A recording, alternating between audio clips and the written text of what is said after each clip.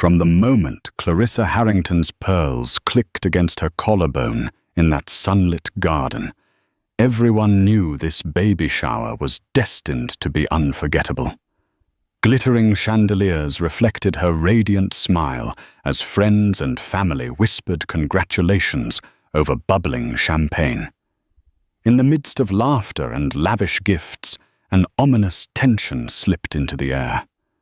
A young woman in a crimson dress stood at the edge of the crowd, uninvited and utterly unapologetic. The hush that followed her appearance sent a ripple of shock through the guests. Clarissa's hand trembled on her swollen belly, but her gaze remained resolute. She already knew this interloper's secret, and it was about to change everything. Clarissa Harrington was not born into wealth, but she married into it with elegance and grace that took the city by storm. Her husband, James Harrington, hailed from one of New York's most established families. Their name was etched into the annals of business and philanthropy, whispered at exclusive country clubs from the Hamptons to Palm Beach. Being a Harrington meant never having to worry about the next meal or next month's rent. It also meant being scrutinized under a microscope for even the smallest misstep. Clarissa's rise in social circles had been a fairy tale of sorts. A brilliant scholarship student at Vassar, she'd been introduced to James during a charity gala, benefiting the Bill and Melinda Gates Foundation. Mutual acquaintances gushed over her wit, her unshakable confidence, and the way she navigated a room with poised charm. She'd taken the first steps into the Harrington world as James's date that evening, looking resplendent in a gown borrowed from her college roommate. By the end of the night, everyone knew her name. And from that moment on, Clarissa learned how to handle wealth as though she were born to it. James, tall and broad-shouldered with hair the color of autumn leaves, fell for Clarissa's intelligence before he even realized he was entranced by her beauty. They spent late nights discussing art, traveling across Europe with last-minute plane tickets, and attending social events that made Clarissa pinch herself. She was dining alongside real-world icons like Warren Buffett, and occasionally exchanging pleasantries with celebrities like Sarah Jessica Parker at fundraising events. She had stepped into a life she never quite dreamed she'd have. Yet, she wore it with the natural air of a queen. Their engagement was a whirlwind of glossy magazine features and paparazzi snapshots. The wedding held at the Harrington family estate in Newport was attended by close to 1,000 guests, including a cameo appearance by an old family friend of the Harringtons, the illustrious Barbara Rockefeller. The gilded hall, endless gardens of white roses, and the radiant bride and groom made headlines across society pages. New York's golden couple. The tabloids called them, though Clarissa always found that title slightly embarrassing. She never asked for the limelight. It simply followed her wherever she went. But despite the glitz, Clarissa sometimes felt she lived on a precariously balanced scale. Wealth, power, and attention inevitably invite jealousy, secrets, and a need to maintain appearances. Like any relationship, hers and James's had struggles hidden from the public eye. While James traveled extensively for his family's business, mergers, acquisitions conferences in Dubai, Clarissa found comfort in her philanthropic endeavors. She poured her heart into her charity supporting women's education, forging alliances with global organizations, and occasionally traveling to underprivileged regions to see the impact of their funds firsthand. When Clarissa discovered she was pregnant, the Harrington clan erupted in joy. After 3 years of marriage, the next generation was on the way. This child, the first grandchild for James's parents, meant everything to them. They insisted on a grand baby shower that would become a social highlight. Clarissa agreed, not wanting to disappoint her in-laws. In the weeks leading up to the big day, lavish invitations adorned with gold foil went out to the who's who of New York society. Caterers were brought in from France, florists from Holland, and the event planner was none other than Margot Cavalier, the same woman who orchestrated the famed gala at the Metropolitan Museum of Art's Temple of Dendur. Though Clarissa's excitement for the baby shower mounted, there was also a subtle hint of unease. James's behavior had changed over the past few months. He was distant, often missing scheduled dinners, sometimes not returning home until after midnight. When pressed, he simply blamed the demands of the business expansion. Clarissa, initially trusting, tried to brush off the twinges of suspicion. She knew how stressful the business world could be, and the Harrington empire was a vast one. Yet certain warning signs couldn't be dismissed easily. One evening after James had fallen asleep, Clarissa discovered an unfamiliar receipt in his suit pocket from a luxury boutique she never shopped at. The purchase was for a pricey diamond bracelet, yet she'd never received such a gift. Another day, she noticed lip gloss smudged on the collar of a white shirt, the shade far too bright to be hers. Late-night phone calls James would abruptly end when she approached. A swirl of doubt took root in Clarissa's mind. Determined not to jump to conclusions, Clarissa enlisted her friend from college, Margaret Maggie Linfield, who now worked as a private detective. Maggie was the only person Clarissa trusted with her suspicions. Maggie conducted discreet inquiries, quietly trailing James when he left for unplanned business dinners. As the weeks passed, Clarissa felt an icy fear lodge in her chest each time Maggie called with an update. Then 2 nights before the baby shower, Maggie sent Clarissa a photo that shook her to her core. It was James leaning intimately across a candle-lit table toward a stunning young woman with long raven black hair. They looked like any enamored couple sharing a private moment. In the photo, the woman's manicured hand rested on James's wrist, and his gaze was fixed on her with unsettling tenderness. Maggie included a quick note.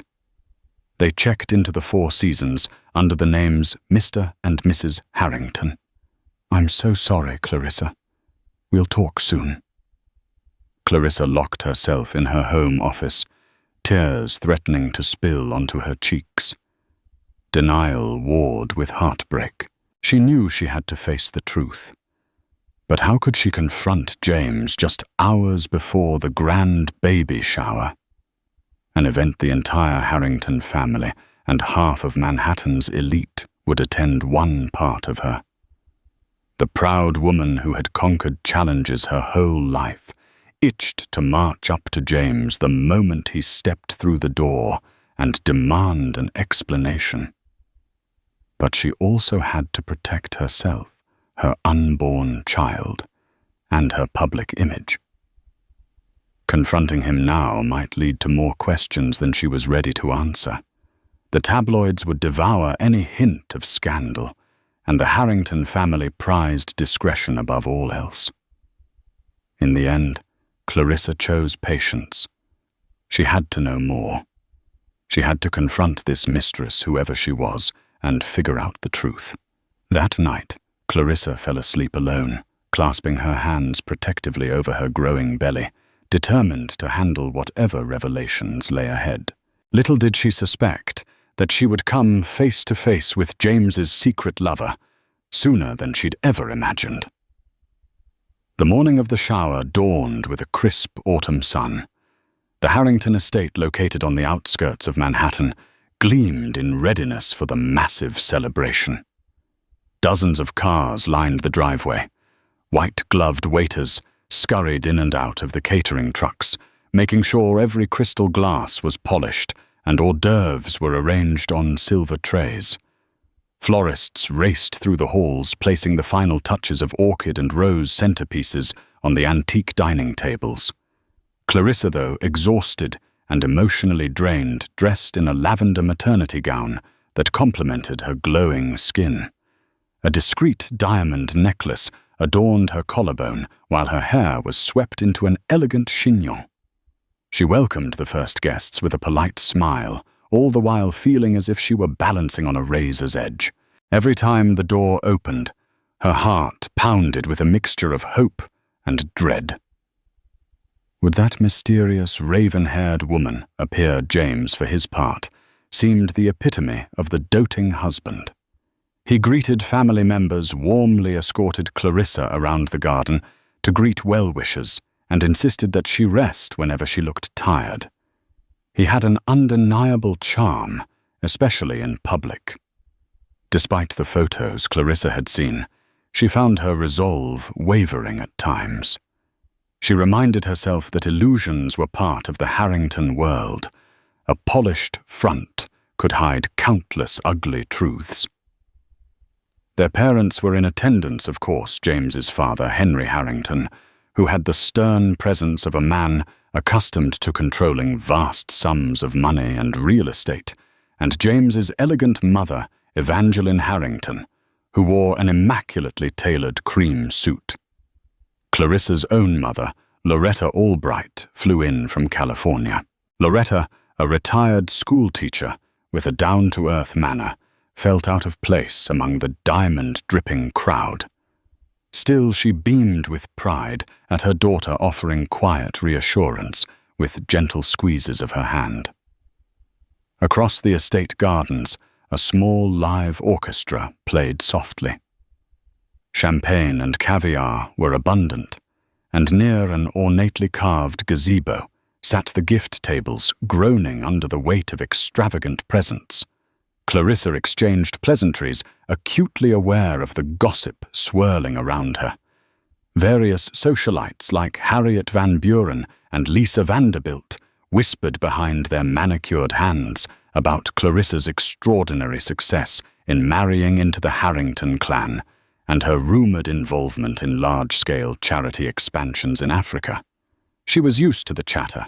It had followed her since the day she said "I do" to James.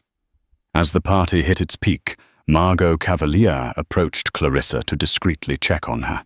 "Everything looks perfect," Margot assured her, flipping through a gold-embossed schedule. "Just a few more speeches, then we'll start the gift opening." "Are you feeling all right, darling?" Clarissa forced a reassuring smile. Her stomach felt twisted in knots from anxiety rather than pregnancy. "I'm fine, Margot, truly. Thank you for managing everything so gracefully." Margot patted Clarissa's hand. "It's my pleasure, dear. You're looking absolutely radiant." Clarissa breathed deeply, trying to steady her racing heart. The day was halfway over. She could survive this. She would. If that woman was going to show up, she would have done so by now, right? But fate had other plans. Near the rose bushes bordering the gazebo, Clarissa caught a glimpse of an unfamiliar figure, slim, elegant, and poised in a crimson sheath dress that clung like a second skin. That raven-black hair cascaded down her shoulders, catching the sunlight. Clarissa recognized her immediately from the photograph, the mystery woman. Her stomach plunged. The uninvited guest slipped in among the crowd so easily, it was as though she belonged. Despite the hush of confusion, a few guests stepped aside for her, seemingly entranced by her quiet confidence. For a moment, Clarissa locked eyes with the young woman and saw a flicker of determination. She came here on purpose, Clarissa thought, her pulse roaring in her ears. She's here to confront me or James or both. The crowd shifted as the woman approached Clarissa, champagne glass in hand. Clarissa's breath caught in her throat. James was across the lawn, politely listening to one of his uncles regale a story from an old Harrington family holiday. There was no immediate rescue for Clarissa. She steeled herself back straight and turned to face her husband's mistress.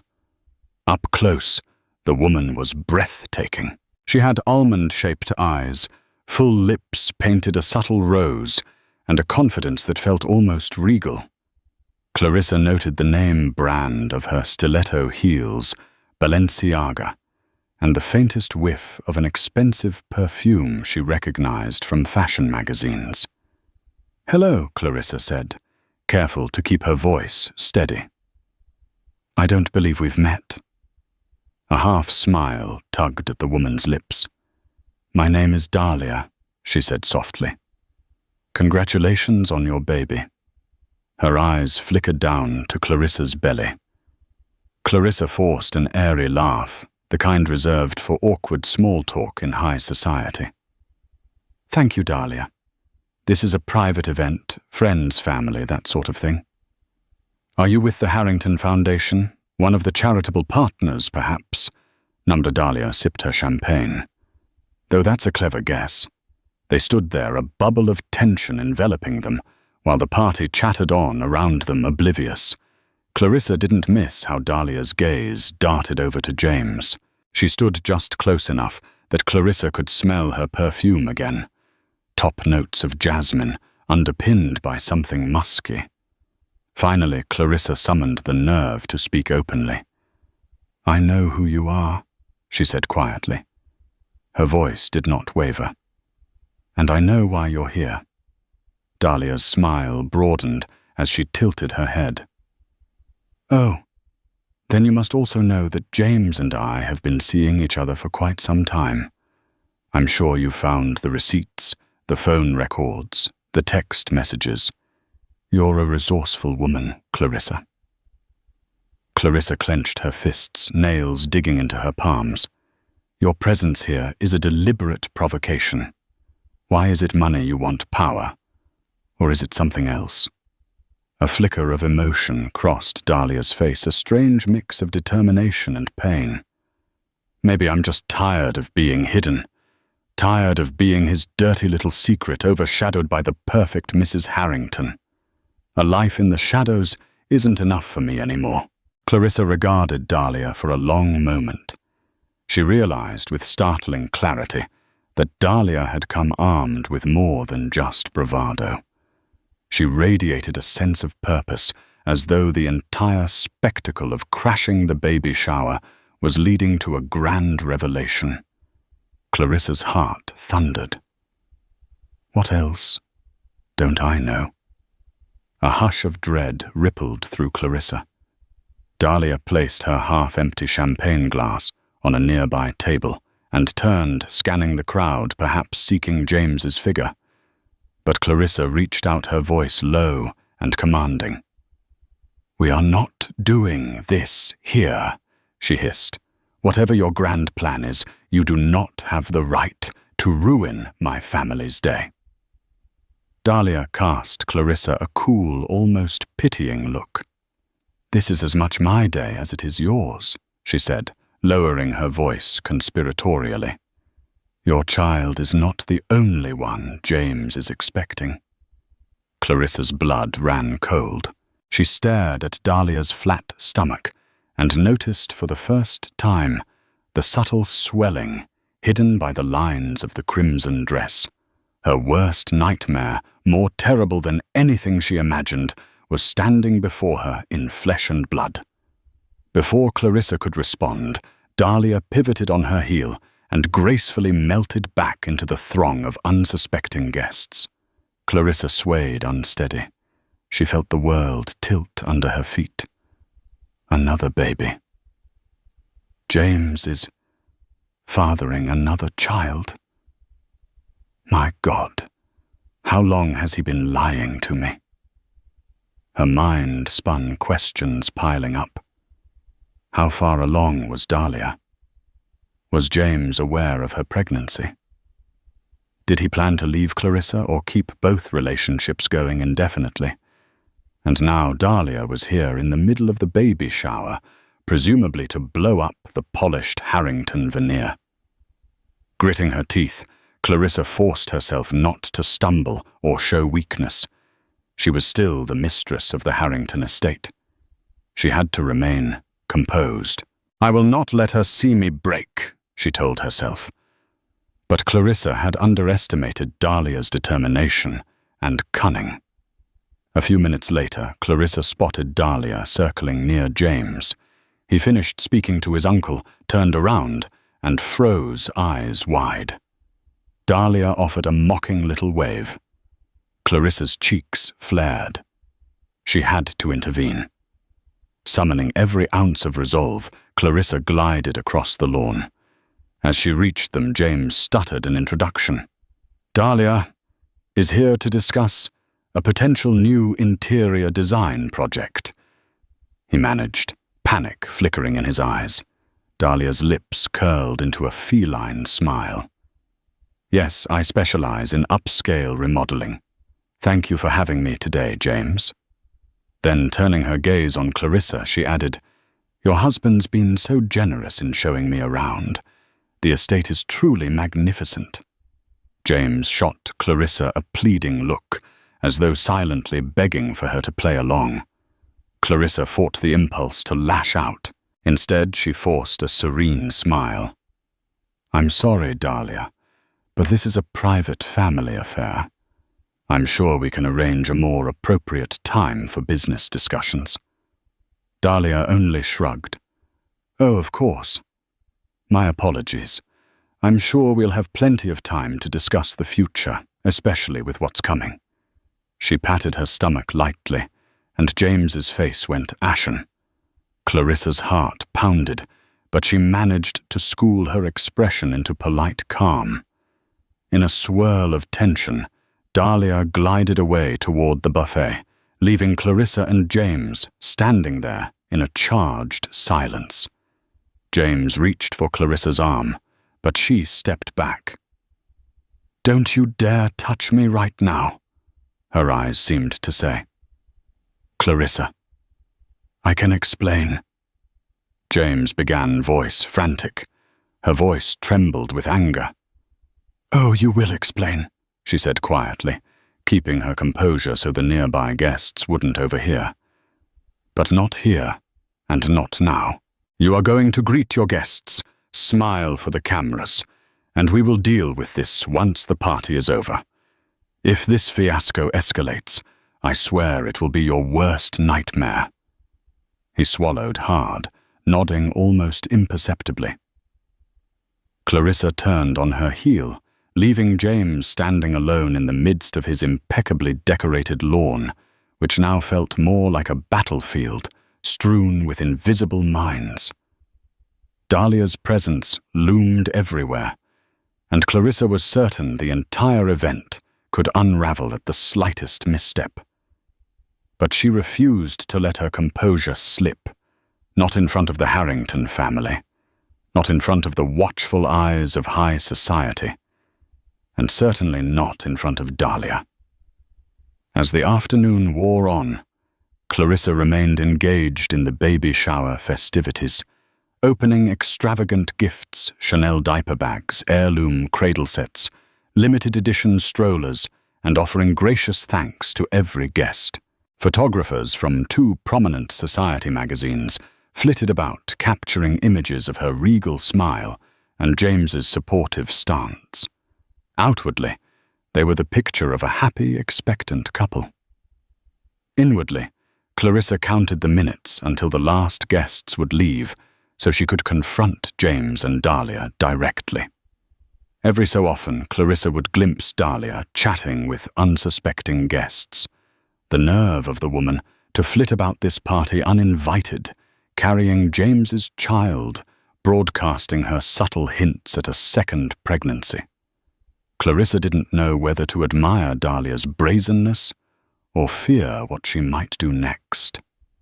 Meanwhile, Maggie Linfield arrived an hour late, blending into the crowd with a skillful ease.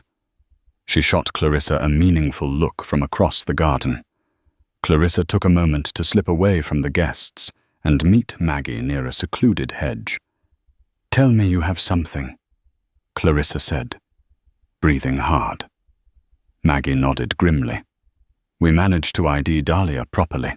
Her full name is Dahlia Monroe. She's an up-and-coming interior designer with a small but influential clientele."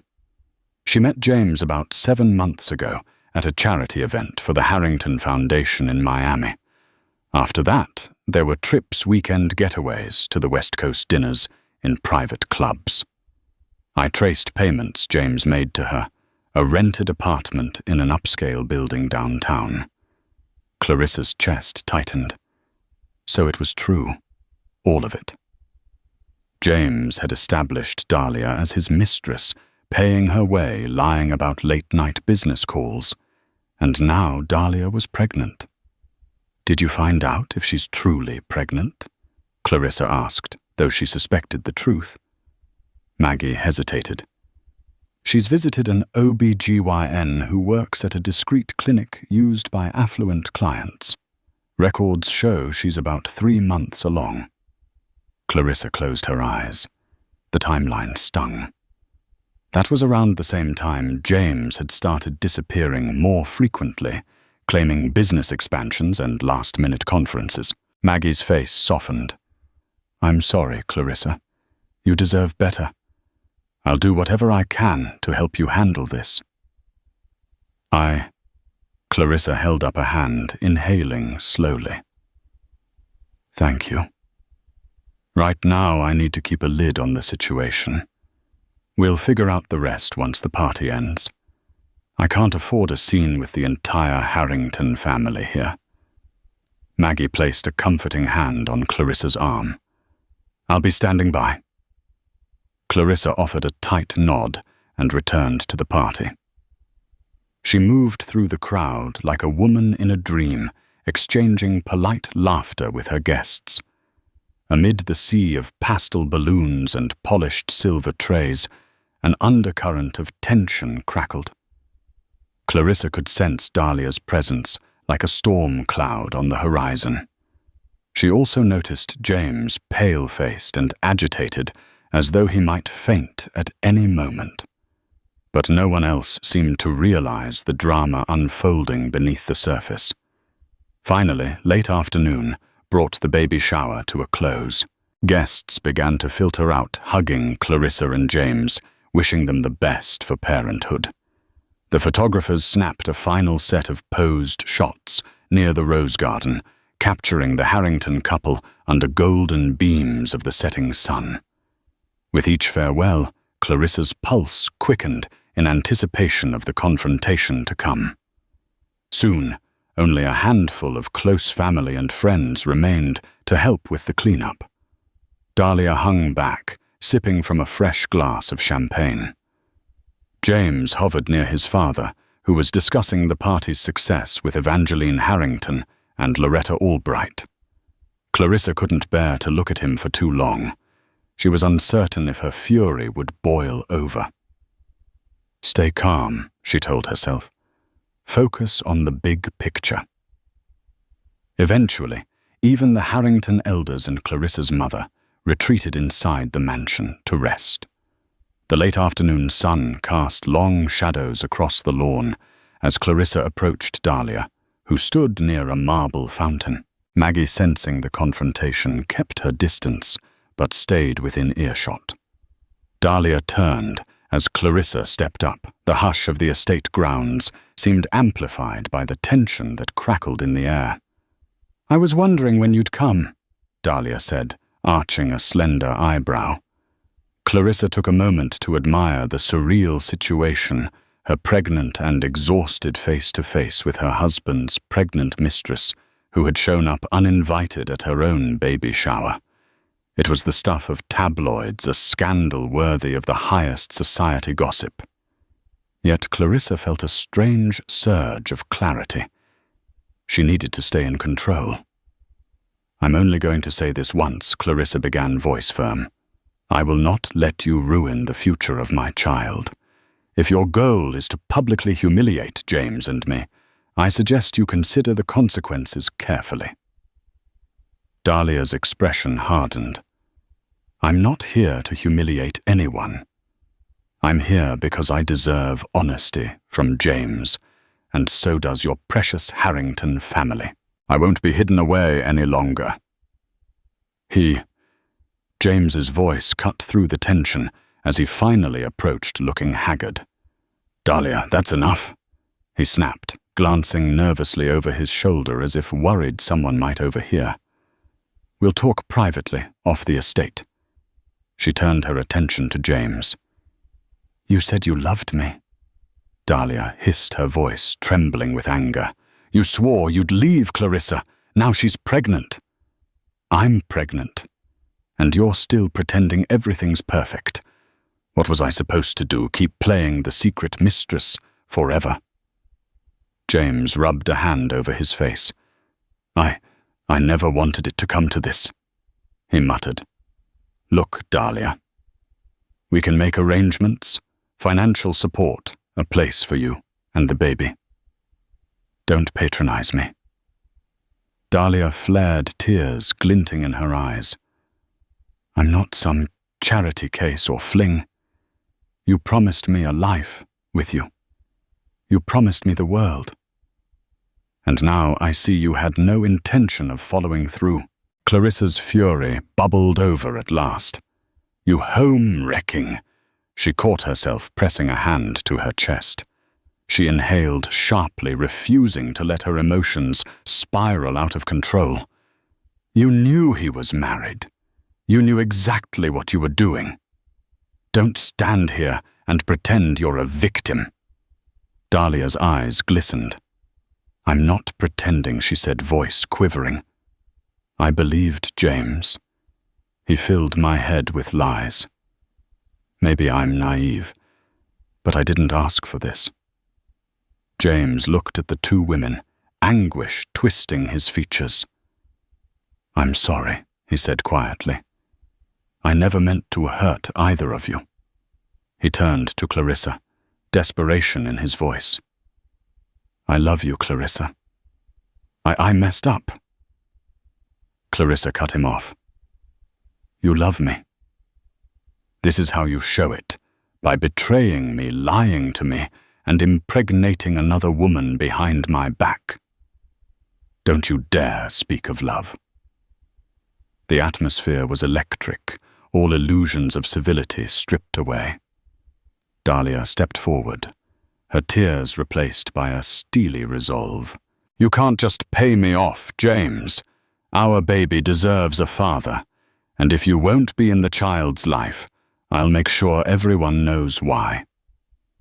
Clarissa felt the weight of the Harrington name bearing down on her.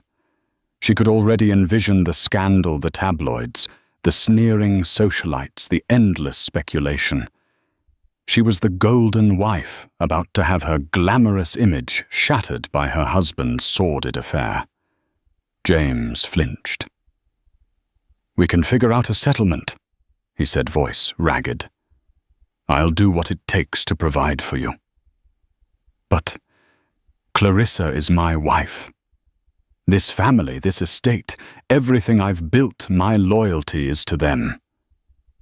Dahlia's lips curled in disgust. Loyalty.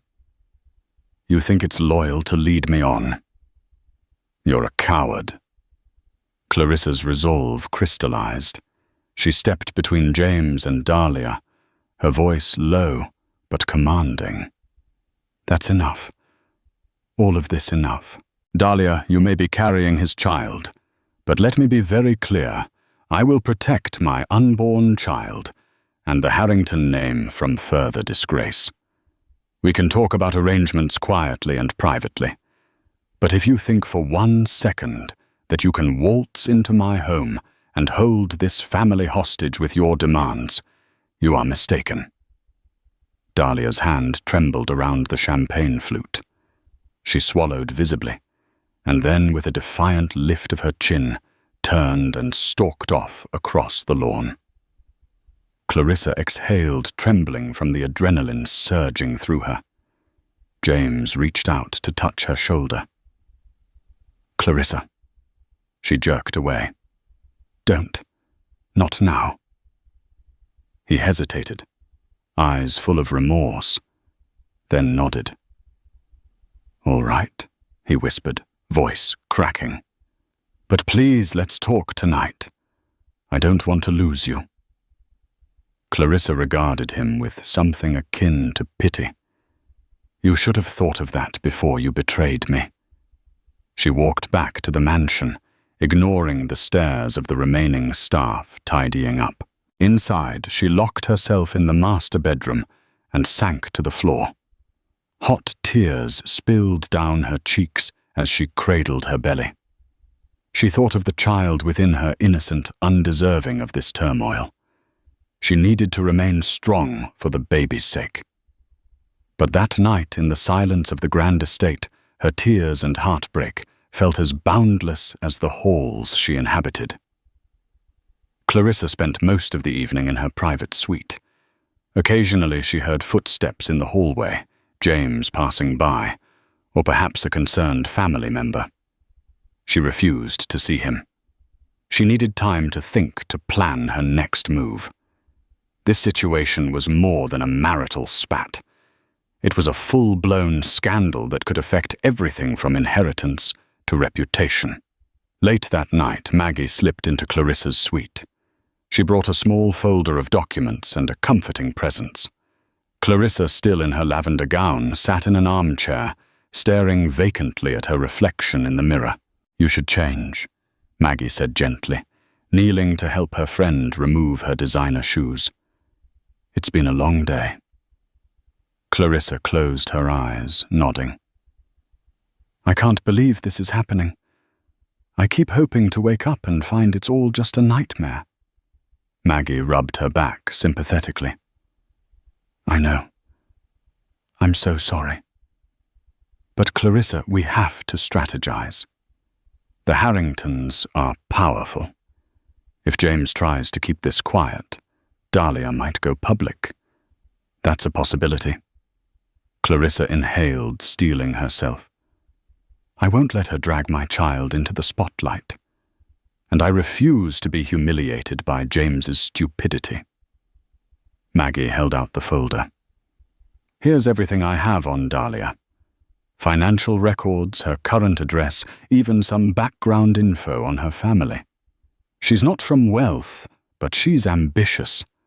She studied design in Paris, spent time with influential mentors.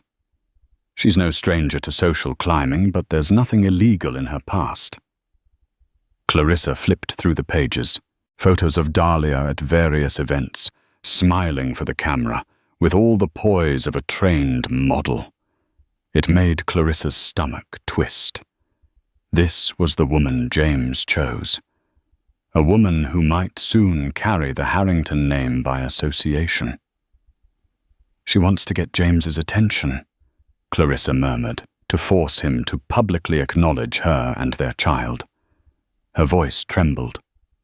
"But Maggie, what if she tries to cut a deal that undermines my child's inheritance? The Harrington estate is massive, but Henry Harrington can be ruthless. If Dahlia tries to claim a slice," Maggie understood, without Clarissa needing to finish the sentence. "I see. This is about preserving your child's place in the Harrington legacy." She squeezed Clarissa's hand.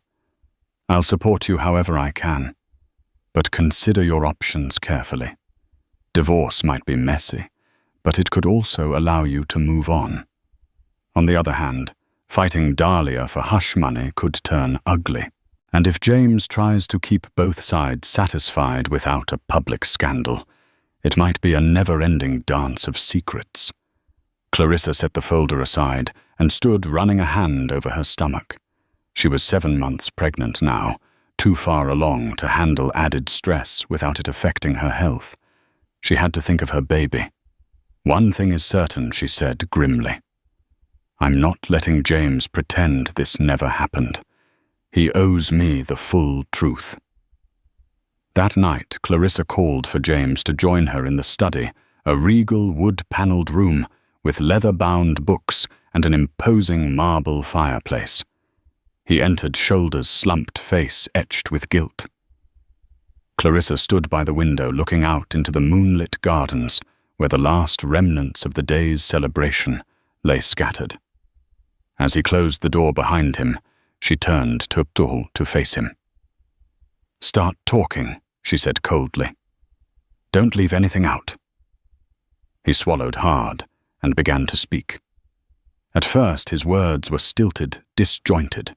He spoke of meeting Dahlia at a foundation event in Miami one night after too many drinks, how they'd exchanged numbers, how he'd become infatuated with her creativity and charm. He admitted to feeling stifled in his life as a Harrington heir, a confession that made Clarissa's blood boil. Stifled. He had every privilege imaginable. Yet he claimed their marriage had grown distant, and that Dahlia felt like an escape. Clarissa's eyes flashed with anger. An escape from what? From having a loyal wife, from your responsibilities as a future father. James winced. It was never supposed to be serious. But it escalated. I tried to break it off, but she threatened to reveal everything unless I kept seeing her. Clarissa shook her head in disgust. So you were blackmailed into continuing the affair. Is that your excuse? Pathetic. He ran a hand through his hair. I'm not making any excuses. I should have ended it the moment it started. But I was weak, Clarissa. And then she told me she was pregnant, and I panicked. I felt trapped. Trapped, Clarissa repeated bitterly. And did you consider me trapped too? I'm your wife, James. 7 months pregnant with your child. You put us all at risk. He lowered his gaze. I've been racked with guilt. I didn't know how to handle it. I thought if I kept Dahlia quiet, I could avoid a scandal, keep you from being hurt. But obviously that was naive. Clarissa crossed her arms over her chest. Do you love her? James hesitated. I don't know. I felt something for her, I suppose. But not like what I feel for you. Clarissa nearly laughed, a sharp, humorless sound. Spare me. Love is proven by loyalty, respect, and devotion. You've shown me none of those things. Clarissa, please, he said, desperation in his voice. I want to fix this. I'll do whatever it takes. I'll end things with Dahlia permanently. I'll arrange a trust fund for her baby. She held up a hand, silencing him. This isn't about Dahlia anymore. It's about you and your betrayal of our vows. Her voice trembled, tears threatening to surface. I need time. I need space. Right now, I can't even look at you without feeling sick. You will stay in a guest room. Tomorrow I'm going to speak with your parents and a lawyer. We'll decide how best to handle Dahlia. James reached out, but Clarissa stepped back. Go, she commanded. Leave me alone. He bowed his head and shuffled out of the study like a broken man. Clarissa closed her eyes, tears streaming down her cheeks. She rested a hand on her belly. I have to stay strong for you, she thought, feeling the faint stir of the life within her.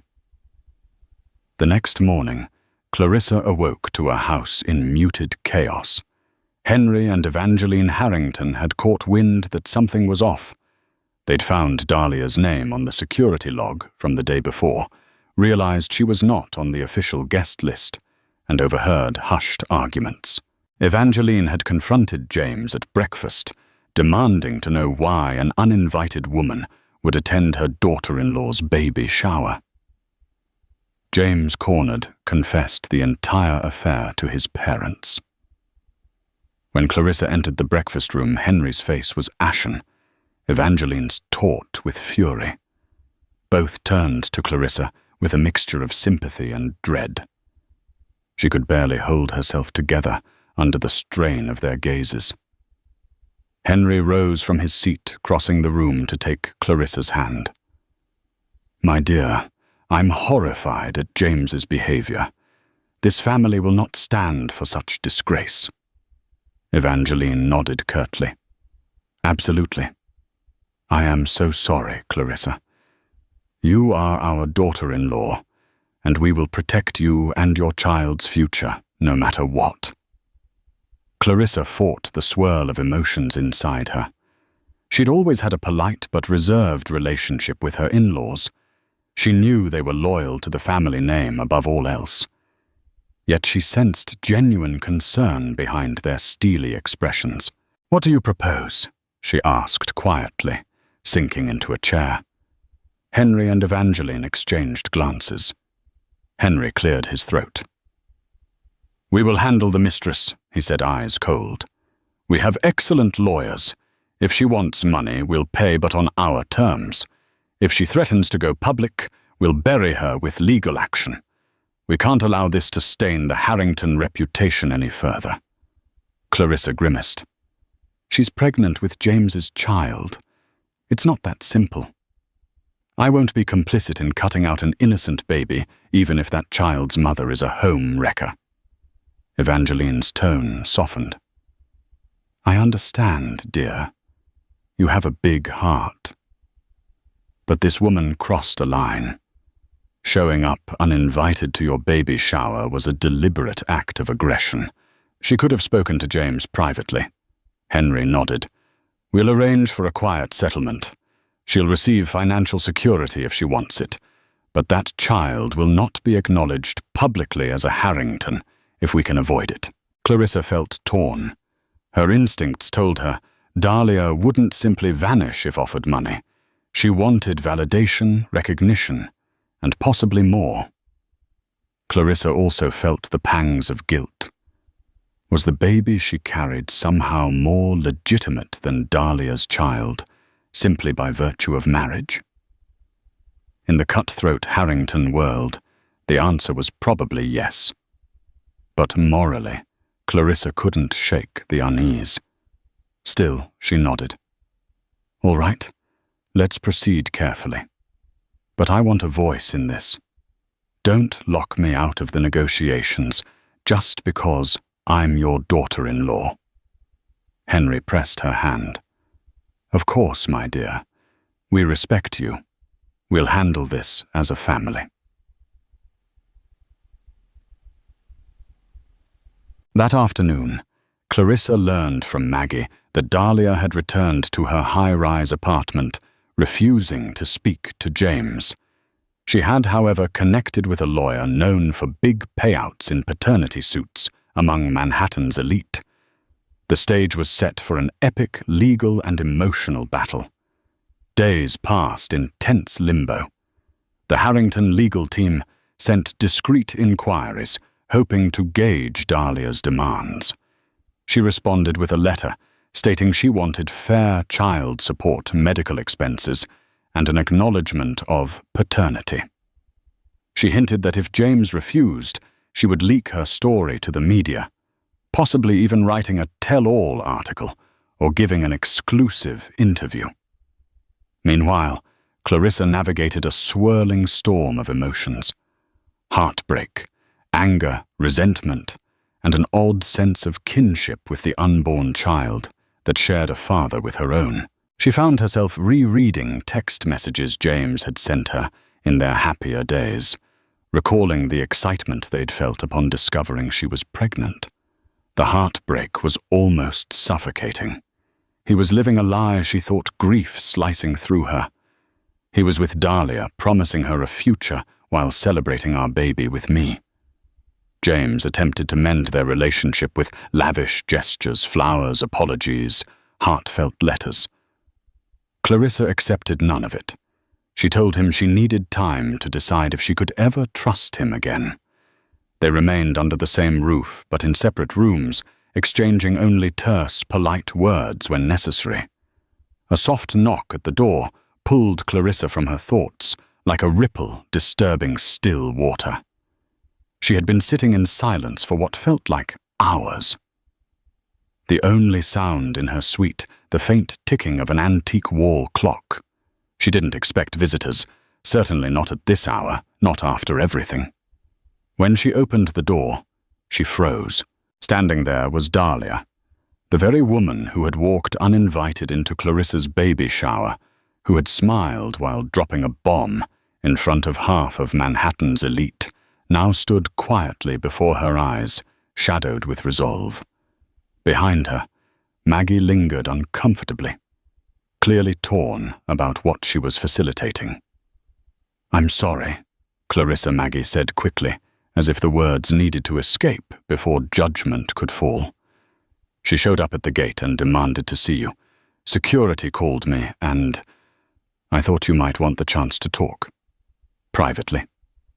Clarissa's heart began to pound. Her hand instinctively moved to rest over her swollen belly. For a long second, no one spoke. Then Clarissa stepped aside, voice tight. "Come in."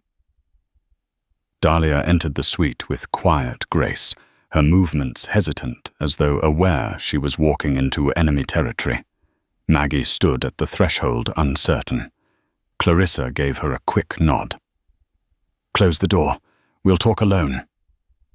The door clicked shut. Dahlia glanced around the room, noting the soft luxury, the silk curtains, the gold-embroidered pillows, the serene glow of a lamp casting shadows against polished wood. But it was Clarissa's pregnant form that captured her attention and held it.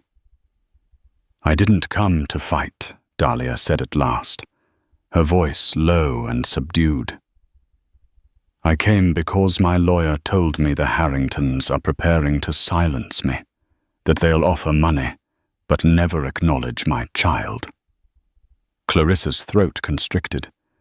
She remained standing tall and composed, though her insides were a storm. "That child is James's responsibility. No one is denying that.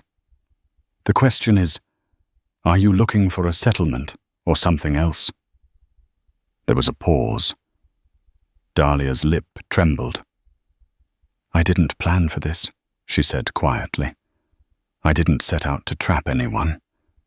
I fell for James's promises.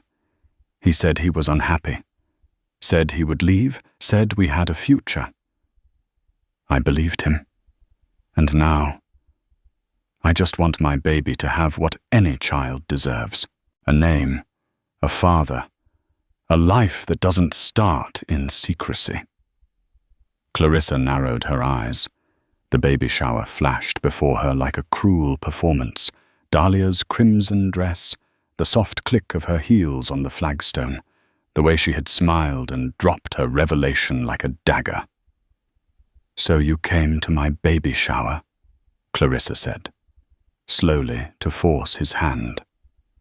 Dahlia's shoulders drooped. "I wasn't thinking clearly. I was angry, hurt. I wanted him to come clean.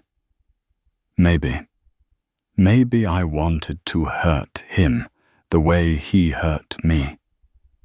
I didn't mean to humiliate you. I didn't want to be invisible anymore."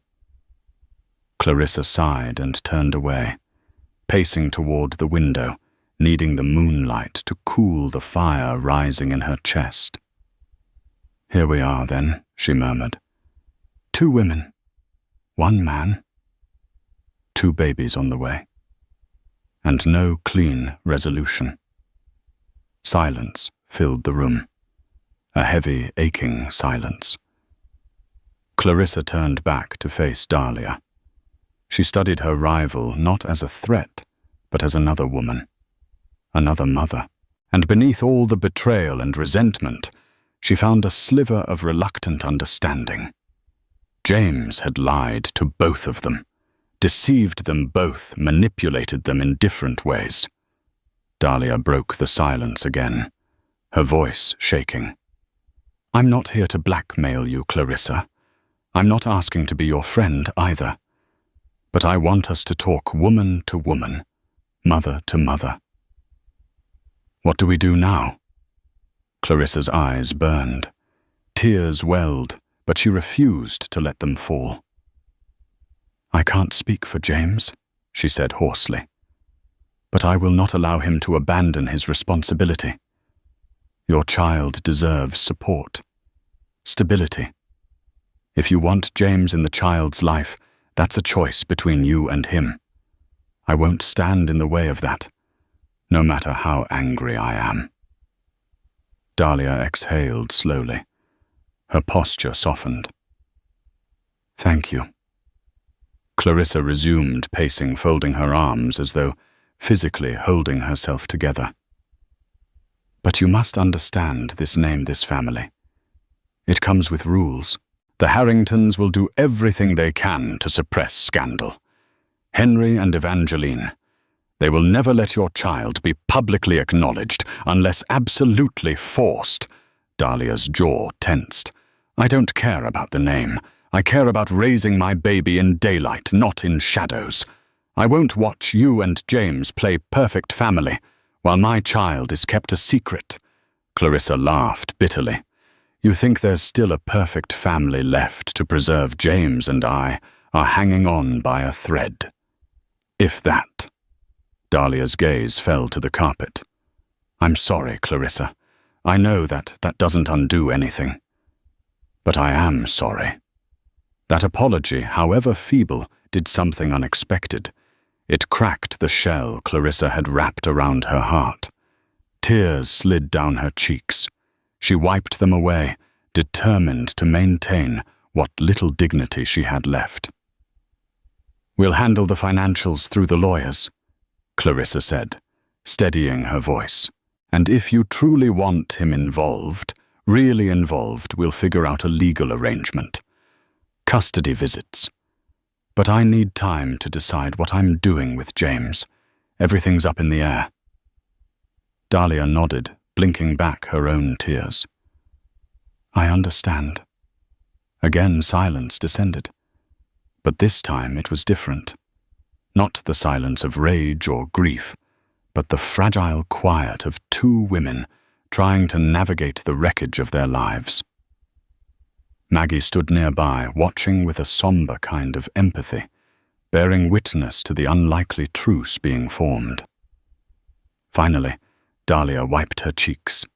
Her voice was small. "I'll go. I appreciate you talking to me. I didn't expect you to." Clarissa could only nod. Her throat was too tight to respond. Dahlia walked to the door, placed a hand on the knob, then hesitated. Without turning back, she said, "Whatever happens, I hope your child is safe and loved." Then she stepped into the hallway and disappeared. Maggie approached, placing a gentle hand on Clarissa's shoulder. "Are you okay?" Clarissa's lips parted. A tremor passed through her body. "I don't know," she whispered. "But I do know one thing. Everything has changed. Forever." As Clarissa watched Dahlia disappear down the grand hallway, she realized there was no going back to how life once was. She stood at the crossroads of heartbreak and responsibility, faced with the cruel truth that the fairy tale marriage she once treasured had been built on fragile foundations. Yet within her heart, she felt a flicker of resolve to fight for her unborn child's future, to forge an identity beyond the perfect Harrington wife, and to ensure Dahlia's baby would not be wholly abandoned. Where would the battle lines be drawn? How would James atone, or would he ever?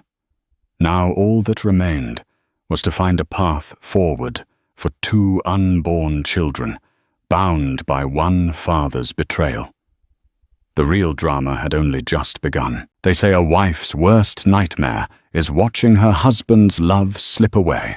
For Rosalie Pierce, that nightmare became a twisted fairy tale of greed, betrayal, and heartbreak. She once lived like a queen in a penthouse overlooking the sparkling city skyline, married to millionaire mogul Christopher Pierce.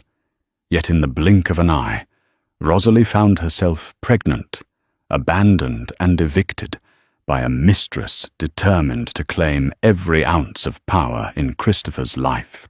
What Vanessa Moretti didn't realize, however, was that Rosalie's greatest strength lay in her resilience. This is the story of how the scorned wife fought back and bought the entire building the following week. Rosalie Morrison grew up in a small, unremarkable town in southern Maine.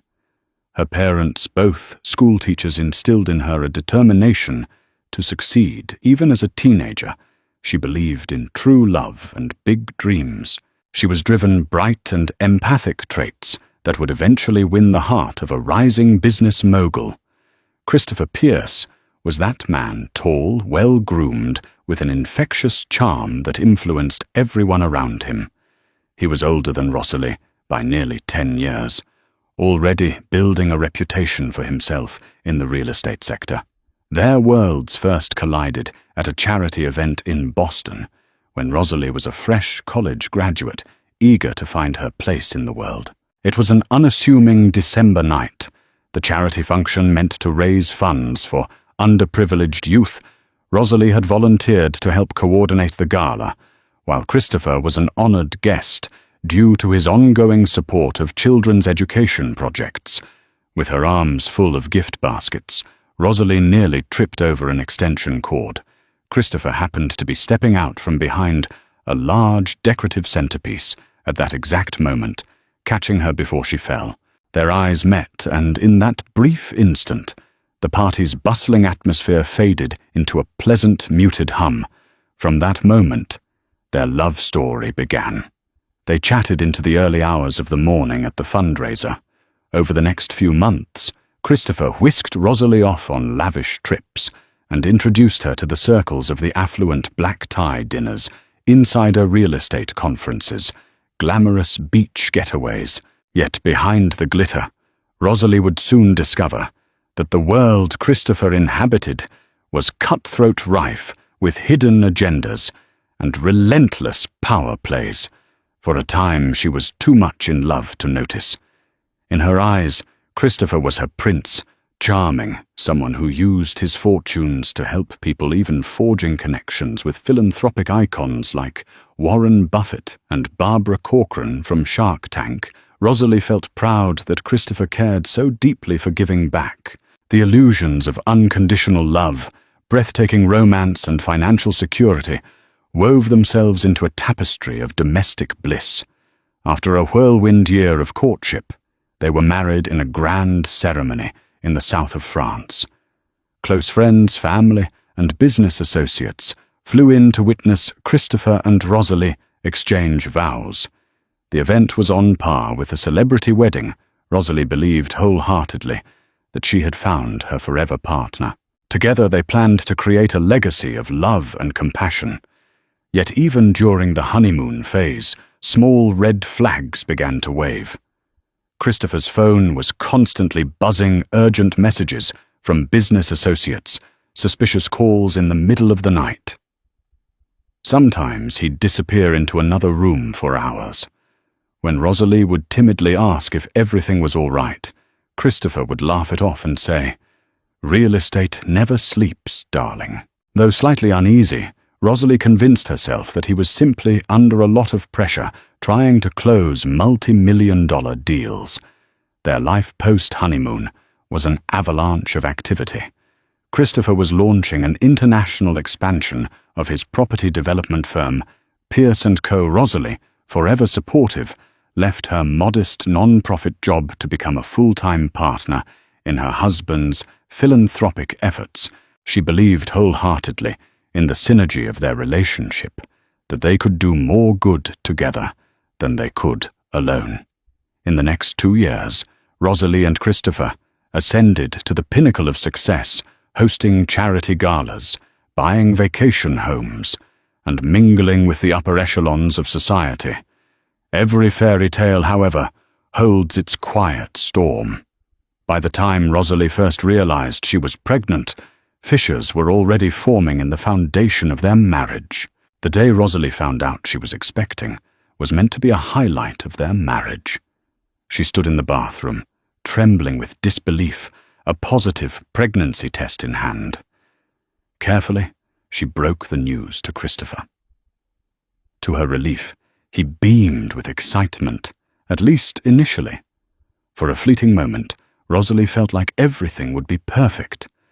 But Christopher's enthusiasm waned sooner than she expected. He was often stuck in meetings traveling to London on short notice or courting new investors in Dubai for days at a time. Rosalie tried to be understanding. Pierce & Co. was in the midst of landing a series of crucial property development contracts. If those succeeded, Christopher's net worth would skyrocket, and his philanthropic dreams might become reality on a much larger scale. She wanted to be proud of him, but a quiet desperation nestled in her heart. She needed him more than ever, now that she was pregnant. The day of her first ultrasound, Christopher cancelled last minute, sending his personal assistant to fetch the black SUV from the hospital parking lot. Rosalie fought tears as the doctor confirmed her baby was healthy. She could only imagine how joyous that moment might have been if Christopher had been seated beside her, holding her hand. More suspicious signs appeared, cryptic text messages from unknown senders popping up on Christopher's phone, the lingering scent of an unfamiliar perfume on his suits, and late-night glimpses of him stepping into the hallway for hushed phone calls. One evening, Rosalie confronted him in their penthouse living room. She demanded answers about his repeated absences. "I feel like I'm losing you. Chris," she whispered, tears in her eyes. "Am I crazy to think there might be someone else?" Christopher's response was dismissive, alternating between anger and nonchalance. "Rosalie, you know me better than that. Business deals get complicated, and you're imagining things. I'm under immense stress. Show me some understanding." But that night, Christopher slept in the guest room. When Rosalie woke the next morning, he was gone. Little did she know there was indeed another woman lurking in the shadows of their marriage. Someone cunning, ruthless, and determined to have Christopher all to herself. Vanessa Moretti was a name whispered in business circles, though rarely in polite company. She'd appeared as Christopher's strategic consultant, claiming to be an expert in international property acquisitions. She was an elegant brunette with sharp cheekbones, commanding the attention of any room she entered. Unlike Rosalie, who radiated warmth and compassion, Vanessa's energy was calculating, more reminiscent of a black widow spider, weaving her web. In reality, Vanessa had risen through unscrupulous tactics, forging relationships with powerful men and leveraging them to secure her position. She was well known for her unrelenting ambition. Once she identified a target, she wouldn't let go until she extracted every ounce of advantage. She had a knack for exploiting insecurities, forging alliances in secret, and then leaving her benefactors in ruins once she acquired what she wanted. Christopher's job made him an easy target. He was wealthy, well-connected, and evidently frustrated in his personal life. Their affair began discreetly in luxurious hotel suites during business trips. Vanessa soothed Christopher's insecurities, telling him that Rosalie would never understand the complexities of high-stakes deals and corporate politics. She painted Rosalie as a naive, small-town girl out of her depth, particularly in Christopher's new global expansion. Flattered by Vanessa's attentions and enticed by her worldly knowledge, Christopher fell deeper into her clutches. Soon, Vanessa arranged to position herself in the Pierce & Co. hierarchy. She convinced Christopher he needed her not just as a consultant, but also as the official director of global development. With full authority over critical decisions, she quickly ingratiated herself with Christopher's closest allies, including bankers, brokers, and even some board members at Pierce & Co. She created her own power base under Christopher's nose. Rosalie, meanwhile, found small clues that fueled her suspicions. She saw an email from Vanessa M. With heart emojis in the subject line. She noticed how Christopher's typically stoic personal assistant seemed to crumble into awkward silence whenever Vanessa's name came up. Desperate for the truth, Rosalie even reached out to an old friend, an IT specialist, who discreetly helped her access certain company records. There she discovered an unusual pattern of expense reports under the heading corporate hospitality, always authorized by Christopher, but often used by Vanessa. 5-star dinner bills, luxury spa trips, some in cities where Christopher was supposedly on business trips alone, just as Rosalie was preparing how to confront her husband more forcefully. Tragedy struck her father. Daniel Morrison suffered a massive heart attack back home in Maine. Concerned for her father's health, she rushed back for a week to help her mother with the aftermath. In that emotionally turbulent time, Rosalie tried to hold on to hope that Christopher would at least show up for her, but he never came to Maine. Instead, he sent flowers with a short note. "I'm sorry to hear about your father. Business in Dubai is urgent. Love you. Chris." That was it. Grief, frustration, and suspicion mingled, forging a steely determination within Rosalie.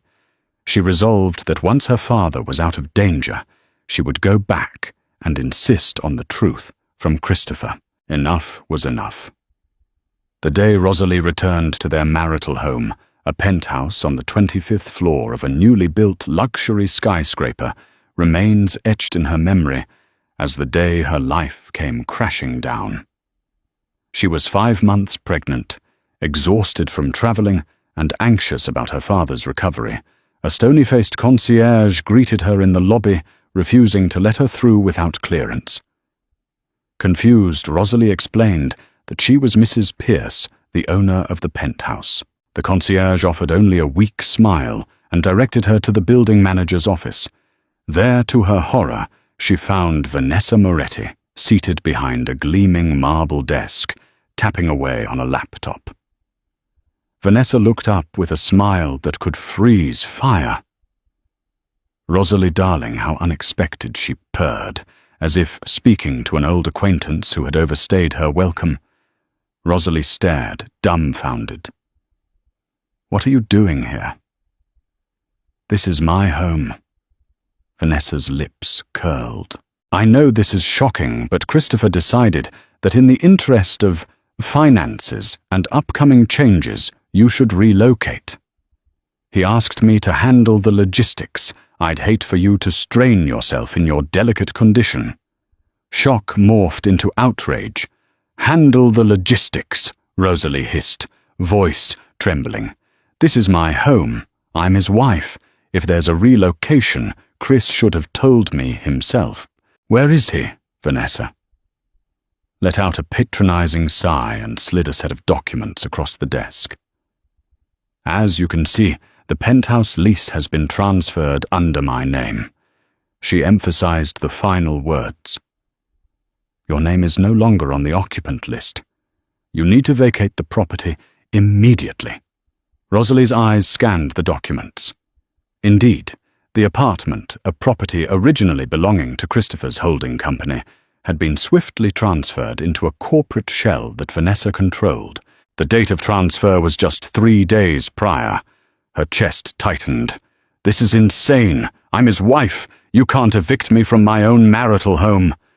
"Where is Christopher?" Vanessa rose, towering over the desk, with an almost triumphant glimmer in her eyes. "He's out of town for business, dear. Told me to manage this in his absence." "The building management has already been notified. If you resist, security will be called." Rosalie's mind spun. She couldn't believe that Christopher would authorize such cruelty, especially toward his pregnant wife, unless he was under the thrall of Vanessa, or perhaps complicit from the start.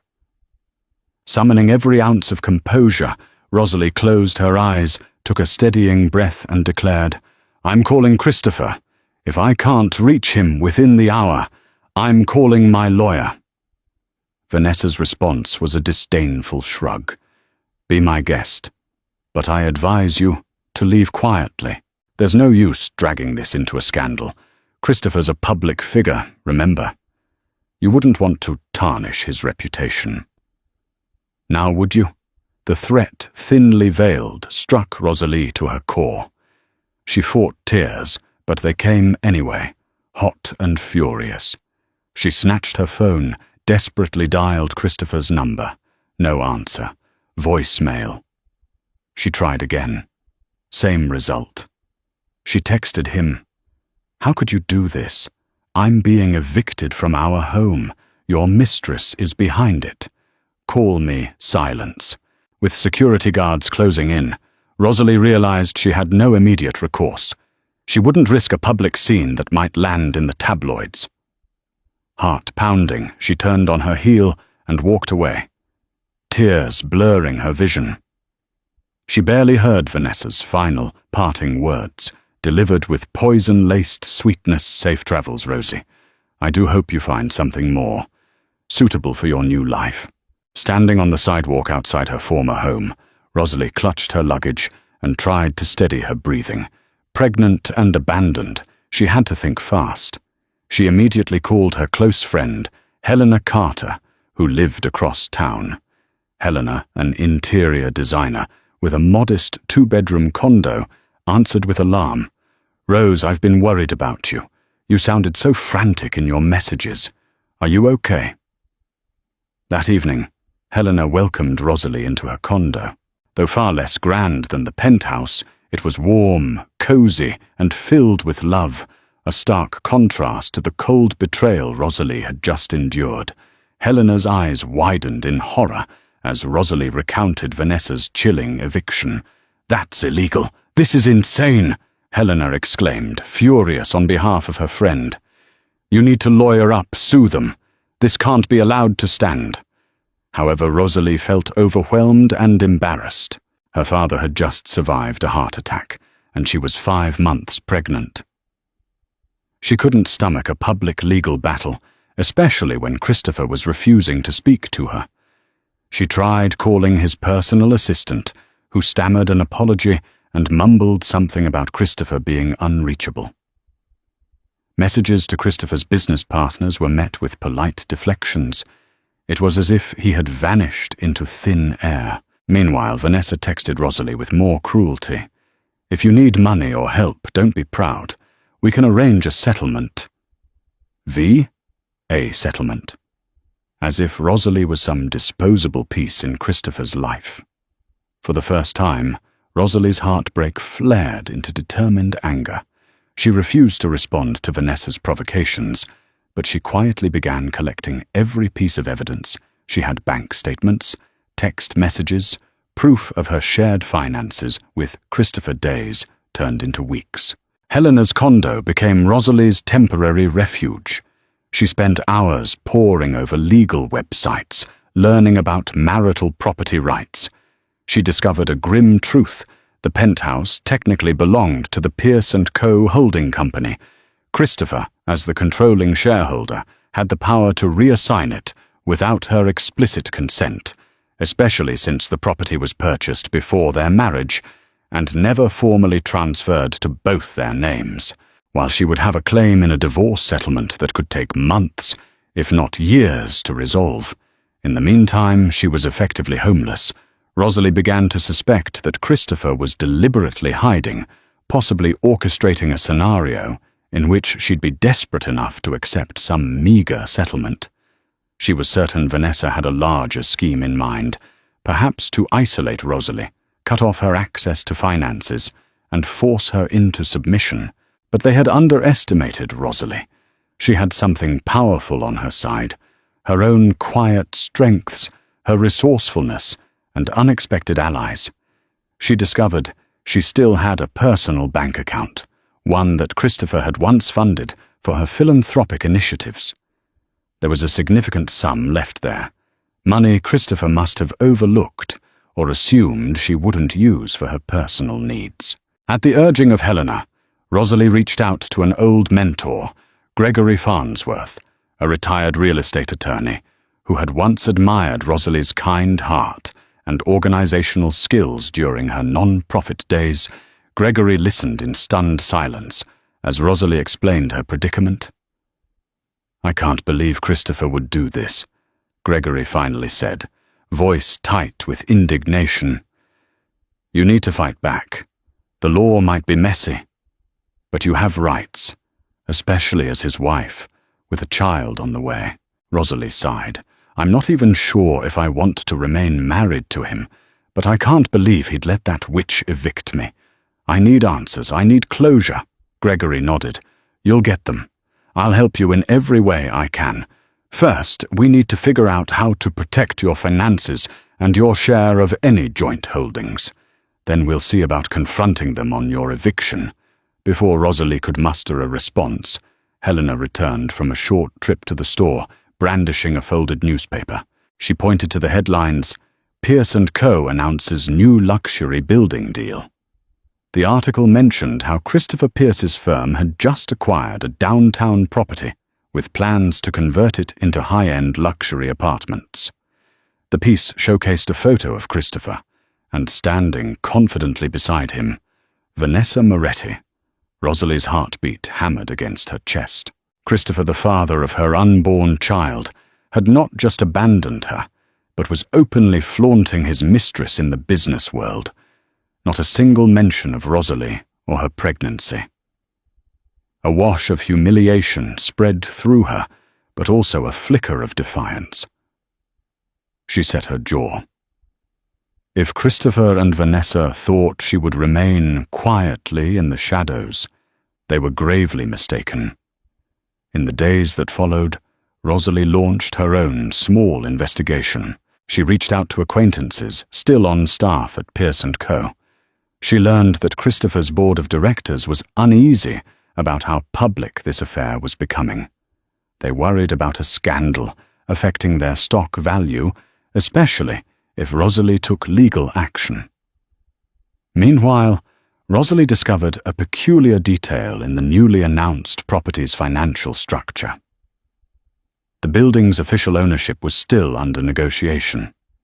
Pierce & Co. had locked down a preliminary deal, but a final acquisition hadn't been completed. That property was, ironically, the same building in which Rosalie had once hoped to open a new charity resource centre for single mothers. She'd even accompanied Christopher on a site tour months ago. Tucked away in her inbox was a trove of inside knowledge about that building, the buyer's timeline, the renovation budget, the city permits. She had compiled it long ago, when she was assisting Christopher with philanthropic expansions, back when they shared dreams of building community spaces. Armed with this knowledge and the discreet support of Gregory Farnsworth, Rosalie realized an extraordinary possibility. If she leveraged her personal bank account and secured some additional funding, she might be able to outmaneuver Christopher's firm and purchase the building herself. It sounded insane. Pierce & Co. had enormous capital, but Rosalie had an advantage thanks to Christopher's neglect and Vanessa's arrogance. Rosalie was privy to details about the property that no one else outside Pierce & Co. had. She knew exactly how precarious the owner's finances were and how eager they were to sell quickly and quietly. Gregory's eyes widened when Rosalie presented the plan. "This is bold," he said. "You're going head-to-head with Christopher's company. They'll fight you." Hard. Rosalie's gaze steeled. "He evicted me, Greg.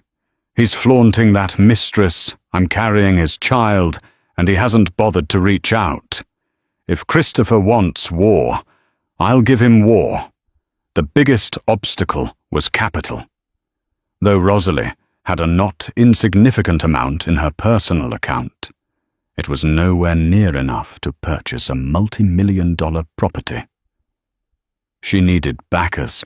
That's when she remembered an old contact, Rachel Henderson, a philanthropic investor who had once partnered with Rosalie on a community center initiative. Rachel had deep pockets, a passion for women's empowerment, and a personal dislike of corporate bullies. Rosalie arranged a private meeting with Rachel at a quiet bistro. Nervous but resolute, she laid out the entire story, leaving out none of the humiliating details. She concluded with her plan. "I want to buy this building rebranded as safe, affordable luxury apartments for single mothers and families who need a fresh start." Think about it. Modern living spaces, on-site daycare, a supportive community. We can even have the resource center I once dreamed of. But to do this, I need major funding, and I need to move fast. Rachel pressed her lips in thought. You're telling me you want to outbid Pierce & Co. for this property, use it to do good, and stick it to your soon-to-be ex-husband? Rosalie swallowed hard. Essentially, yes. Rachel chuckled, though her eyes shone with admiration. Count me in. I've always liked you. Rosalie, you've got a good heart. And between you and me, it might be quite satisfying to see a real-life David and Goliath story. Let's discuss the terms. After a series of negotiations and the involvement of a few more discreet investors, Rachel knew from her network Rosalie was thrilled to discover they could indeed pull together a competitive offer. It would require nearly every last bit of capital Rosalie and Rachel could access. But if successful, it would be a brilliant coup one with a powerful moral victory behind it. While Rosalie prepared her bid, she received an unexpected phone call from John Claflin, a soft-spoken financial advisor at Pierce & Co. He was one of Christopher's oldest employees, someone Rosalie remembered as kind-hearted. John apologized profusely for how Rosalie had been treated. I'm taking a huge risk calling you, he said, voice hushed. But I can't stand by and watch Christopher be manipulated by Vanessa. She's pushing for more expansions, reckless ones in my opinion, and ignoring the philanthropic commitments we once made. I'm so sorry for what happened to you. Tears of gratitude welled in Rosalie's eyes. It's not your fault, John, but I appreciate you reaching out. He cleared his throat. Listen, I might have information that could help you. Our official final offer on that building is set to be submitted on Monday. Vanessa thinks we have an exclusive negotiation window, but ironically, the owners are upset with some last-minute demands from Pierce & Co. They might be open to a better deal if it surfaces. If you can come up with a strong enough bid, you could sneak in at the last second and snatch it. Rosalie's heart soared. Here was proof that her plan might actually work. Thank you, John. You have no idea how much this means to me. He paused. Just be careful. Vanessa's dangerous. And Christopher, he's not himself. He might try to retaliate if he feels cornered. Rosalie smiled through her anxiety. I'll be careful, thank you. Thus with John's inside tips, Gregory's legal guidance, Rachel's network of investors, and Rosalie's own unwavering resolve, she orchestrated a stunning counteroffer.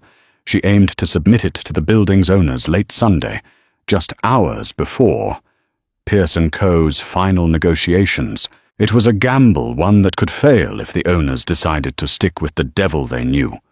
But Rosalie couldn't back down now. This was her chance to reclaim her dignity, her place in the world, and secure a future for her unborn child. The sky above New York was leaden with snow clouds as Rosalie stood by the window of Helena's apartment, her breath fogging the glass. She was nearly 6 months pregnant now, her body heavier, her steps slower, but her mind sharper than ever. The building that once symbolized everything she'd lost was now within reach. Today was the day she would fight to claim it, not for revenge, but for her child and for herself. At 10:00 a.m., wrapped in a cream wool coat and with a fire in her chest, Rosalie stepped into a chauffeured car beside Rachel Henderson, the philanthropic investor who had become not only her backer, but her believer. In the seat behind them, Gregory Farnsworth, her legal advisor, silently read through the last of the finalized documents. His steady presence calmed her, anchoring her resolve. Their destination, a boutique hotel downtown, where the building's current owners, the Ramirez family, were scheduled to meet for final negotiation. Pierce & Co. had assumed they would close the deal on Monday. It was Sunday. This was Rosalie's last chance to strike. The hotel's private conference room had none of the grandeur of a corporate boardroom, but for Rosalie, it might as well have been a battlefield. Her heart thudded with every step toward the table. She greeted Carlos Ramirez and his partners with warmth, sincerity, and no trace of desperation. She had learned the hard way. Power was not in how loudly you entered a room, but in how calmly you claimed your place in it. She began her pitch. No rehearsed theatrics. Just the truth. "I'm not here to outshine Pierce & Co. in profit," she said, her voice even. "I'm here to offer a different vision, one where community thrives alongside commerce." Then she laid it out, the Rosalie Haven. A luxury building with half its units reserved for single mothers and families in transition. On-site daycare, flexible leases, support programs. The kind of safe, dignified housing Rosalie wished she'd had when she was pregnant and homeless. Rachel stepped in next. Presenting the financial viability of the project, Gregory distributed the offer packet, everything prepared down to the last decimal. Carlos glanced through the folder, then looked up. "I have to admit, this is unexpected." Rosalie smiled steady. "So was my eviction." There was silence. Then Carlos asked, "Why this building?" Mrs. Pierce, a beat passed. Rosalie gently placed a hand on her belly and answered with conviction, "Because I was thrown out of it while carrying this child, because it once held everything I thought I needed, wealth, security, a future. But all that turned out to be fragile. What I want to build here now is something no one can take away, a foundation for others like me who need a second chance." The room held its breath. Carlos nodded slowly. "We'll step out to discuss. Please give us a few minutes." Outside the conference room, Rosalie paced each second, dragging like an hour. Rachel gave her a subtle thumbs up. Gregory murmured, "No matter what they decide, you've already taken your power back." Then the doors opened. Carlos returned, followed by the rest of the owners. His face was unreadable. "We've decided to accept your offer," he said. Voice calm but sure. "It aligns with what this city needs. It honors the heart of the property. In a way Pierce & Co. didn't." Rosalie blinked, stunned for half a second. Then her face broke into a disbelieving smile. "You'll need to finalize within 72 hours, Carlos added. "We trust you will." Rosalie nodded, her throat tight. "You have my word?" They shook hands. For the first time in weeks, Rosalie felt whole. That evening, as snow began to fall, Rosalie returned to Helena's apartment and stood on the balcony, eyes closed. The city buzzed below. Somewhere out there, Christopher and Vanessa still believed they controlled the story. But Rosalie had written her own chapter now. Not with rage, not with scandal, but with purpose. And brick by brick, floor by floor, she would rebuild not just a building, but a life worthy of her child. Monday morning arrived with a deceptive calm. The winter sun gleamed coldly off glass skyscrapers, and the city moved with its usual rhythm, horns, hurried footsteps, and the low hum of ambition. But inside the towering offices of Pierce & Co., the storm had only just begun. Vanessa Moretti was already dressed for victory. She wore a sharp red suit, tailored to perfection, her heels clicking across the marble floor like a warning shot. Her lipstick matched her confidence.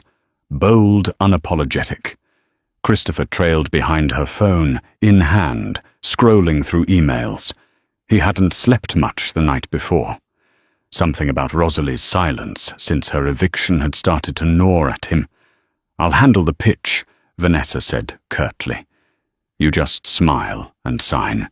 They stepped into the conference room where the building owners, the Ramirez family, were scheduled to meet them.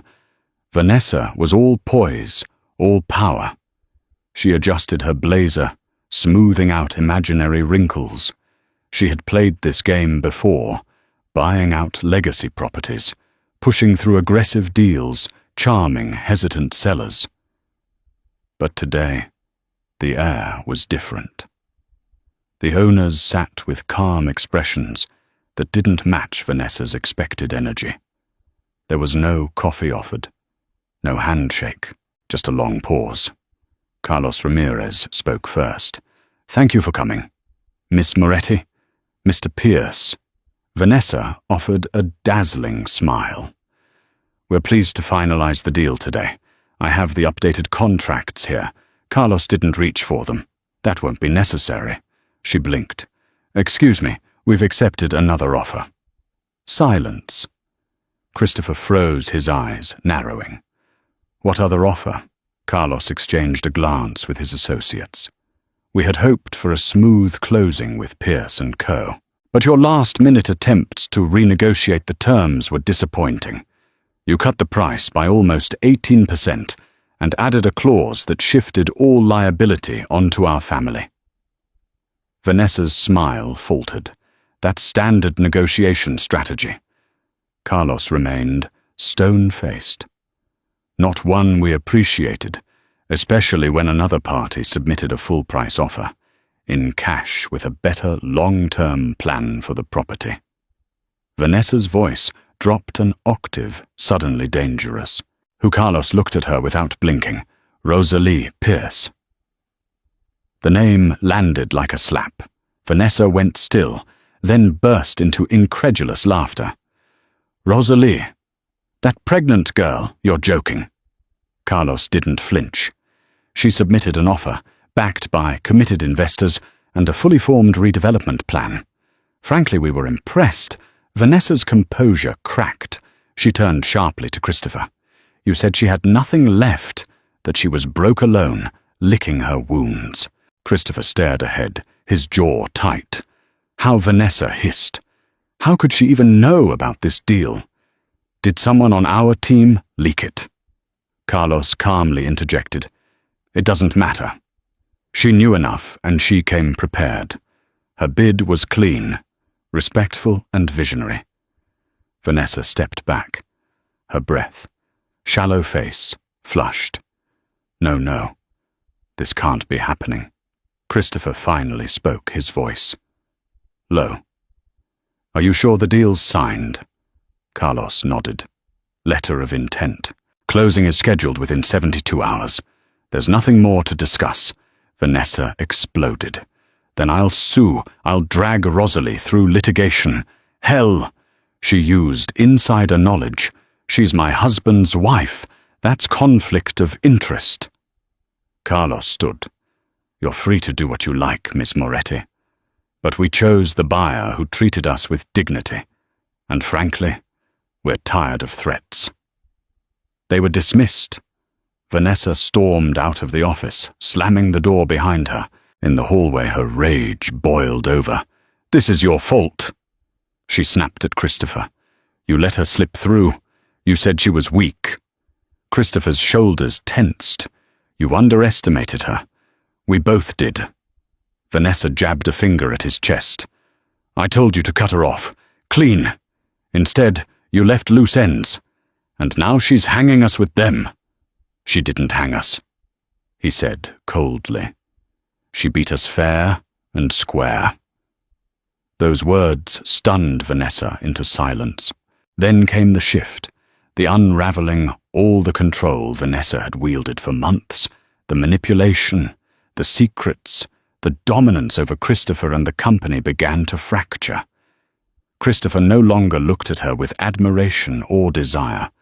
He looked at her with clarity and disgust. "You said you'd protect my reputation," he murmured. "But it's crumbling under your schemes. The board's restless. Investors are whispering. And now Rosalie. Rosalie just made us look like fools." Vanessa's voice dropped to a whisper. "Venomous. You're pathetic. She'll ruin you, Chris." "She already has." Christopher didn't argue. He simply walked away. And Vanessa, left alone, in the hallway of a deal she had lost in the building that had slipped through her manicured fingers, realized something she had never expected. She hadn't just underestimated Rosalie, she had awakened her. Late that afternoon, Rosalie was in Gregory Farnsworth's office, finalizing the next steps of the property transfer, when she heard a commotion in the reception area. She recognized the familiar timbre of Christopher's voice. Within moments, he barged in. Rosalie was momentarily stunned by his presence. She hadn't seen him in person since before her father's heart attack. Christopher's gaze swept over her, taking in her markedly pregnant figure. He blinked, as if the reality of her pregnancy was just now sinking in. "Rosalie," he said softly, voice tinged with regret. "Can we talk alone?" Gregory began to protest, but Rosalie nodded, wanting closure. She stepped into an adjoining conference room with Christopher. They stood in awkward silence for a moment, the tension thick. Finally, Christopher cleared his throat. "You caught me by surprise. Buying that building was bold." Rosalie folded her arms protectively over her belly, summoning her resolve. "You left me no choice. You cut me out of our home, my home. I had to find a new path." Christopher exhaled, his shoulders sagging. "I'm sorry, I didn't intend for it to happen that way." "Vanessa," Rosalie's eyes flashed. "Don't you dare blame Vanessa entirely. You're a grown man. You knew what you were doing. You can't rewrite history now." He lowered his gaze. "I know I messed up. Big time. I've made mistakes, let my ambition blind me, and Vanessa. I didn't realize how controlling she was until it was too late." He hesitated. "Rosalie, about the baby. I want to be in our child's life." Her heart twisted. "Our child." She forced a steady breath. "I'm not going to stop you from being a father, but you have to understand what you did is unforgivable. You abandoned me when I needed you the most." Christopher flinched. His gaze flicked to her rounded belly. "I had my reasons. I felt I couldn't give you the life you deserved. I let Vanessa convince me you'd be better off if you left. Quietly took a settlement. I see now how twisted that is." A wave of anger rose in Rosalie's chest. "You destroyed our marriage for reasons you still can't articulate. But let's skip the excuses. Why are you here?" "Christopher, really?" He took a step closer, voice earnest. "I'm losing control of Pierce and Co. Vanessa's orchestrating deals behind my back. The board is furious about the fiasco with the building. We're hemorrhaging good publicity. If the truth comes out, my affair, your eviction, the scandal could be catastrophic for the company." He paused, swallowing. "I need to fix this. We need to present a united front."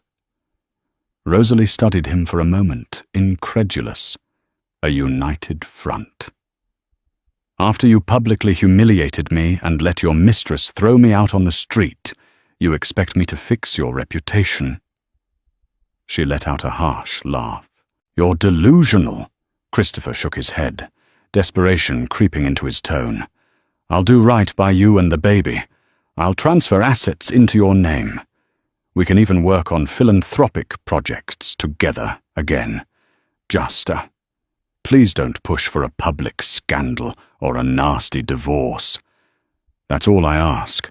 Rosalie's eyes burned. She took a deep breath. "You're worried about money and reputation, not about me or your child. Don't pretend otherwise." He opened his mouth to protest, but Rosalie held up her hand. "Save it. If you truly want to be part of this child's life, we'll arrange custody when the baby is born. As for your company, deal with your own mess.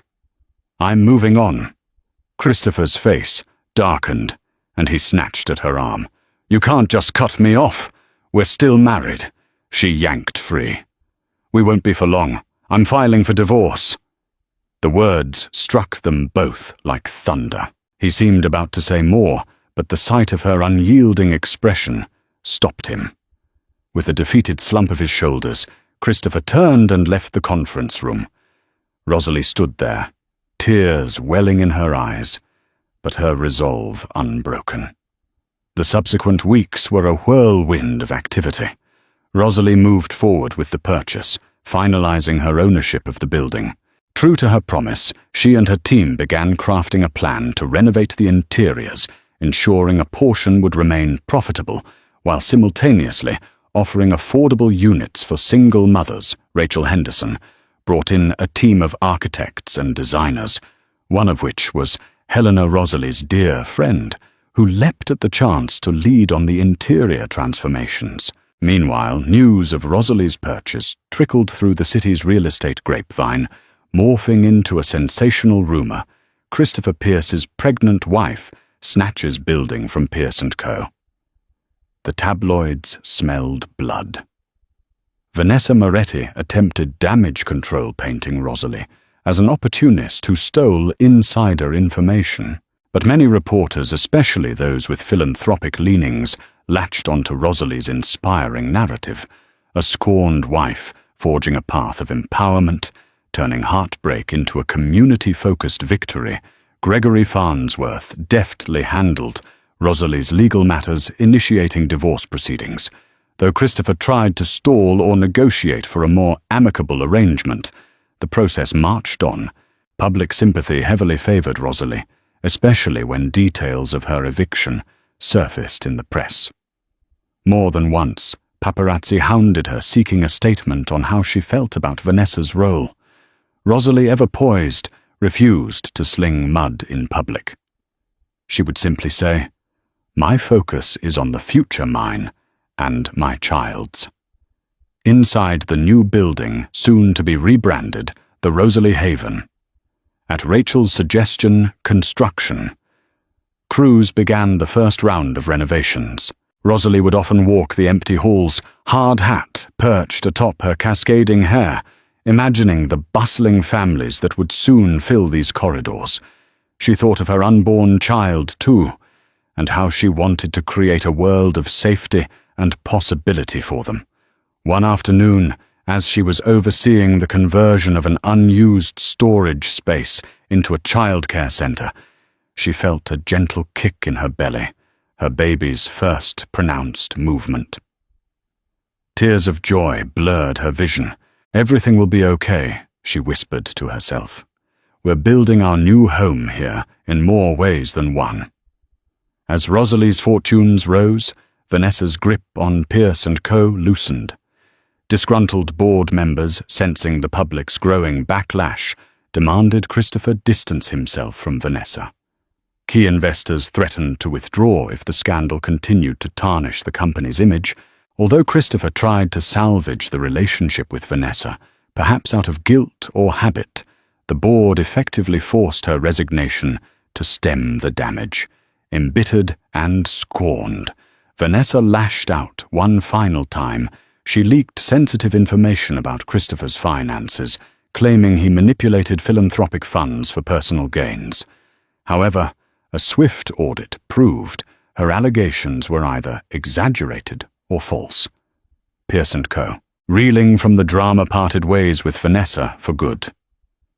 In a final blow, Christopher realized too late that Vanessa had siphoned a not insignificant sum from the company during her tenure. She vanished into Europe, rumored to be starting anew under yet another identity. The day Christopher discovered Vanessa's betrayal, he sought out Rosalie. He showed up at the Rosalie Haven, looking haggard as though he hadn't slept in days. Rosalie was on site, reviewing paint samples with Helena. As soon as she noticed Christopher's disheveled state, her first instinct was concern, but she quickly remembered all he had done. He confessed everything: Vanessa's theft, the board's demands, his regrets. "I lost sight of who I was," he murmured, voice thick with sorrow. "I hurt the one person who ever truly cared for me, and I sacrificed our marriage for a mirage." Rosalie, though moved by his honesty, remained firm. "I'm sorry you had to learn the hard way. Christopher, but you did this. You let Vanessa in. I can't fix it for you." He looked around at the construction site, noticing the bright new signage reading, "The Rosalie Haven," in large gold letters.